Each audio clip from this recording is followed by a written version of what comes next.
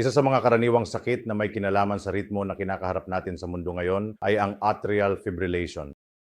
Sa atrial fibrillation, ang itaas na bahagi ng puso na tinatawag na auricle ay tumitibok sa bilis na 400 hanggang 500 tibok kada minuto. Dahil dito, hindi ito pumipiga, hindi kumukontrata, kaya't ang dugo ay nananatili, bumubuo ng pamumuo, pumupunta sa utak at nagdudulot ng stroke. At dahil sa mas mabilis na tibok ng puso, karaniwang nangyayari ang heart failure. Kaya't dinadala ang pasyente sa emergency dahil sa paulit-ulit na palpitations, hirap sa paghinga, at pagkatapos ay pagkapagod at panghihina, minsan pagkawala ng malay.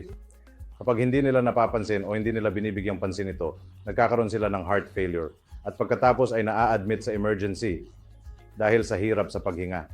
Karaniwan, ang mga kondisyong ito ay ginagamot sa pamamagitan ng medisina sa buong mundo, pati na rin sa India. Kaya't ang bisa ng gamot upang kontrolin o itama ang problemang ito ay nasa 40 hanggang 50% lamang ng oras.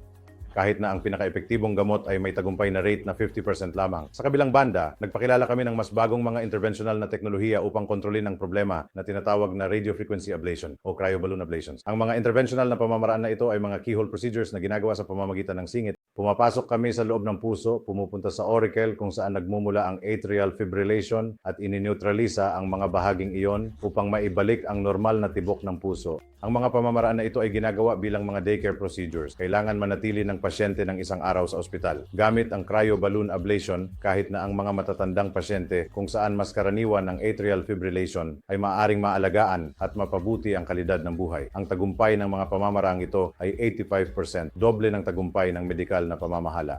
Maaring umuwi agad ang pasyente, lubos na bumubuti ang kanilang kalidad ng buhay, bumubuti ang kanilang sintomas ng heart failure at ang panganib ng stroke ay lubos na bumababa. Namumuhay sila ng normal na buhay na may normal na kalidad ng buhay, gayon din bumubuti ang kanilang kaligtasan at naiiwasan ang paulit-ulit na pag-ospital. At ito ang mga bentahe ng pagsasagawa ng mas bagong interventional na pamamaraan na tinatawag na cryoballoon ablation para sa karaniwang disorder sa ritmo, ang atrial fibrillation.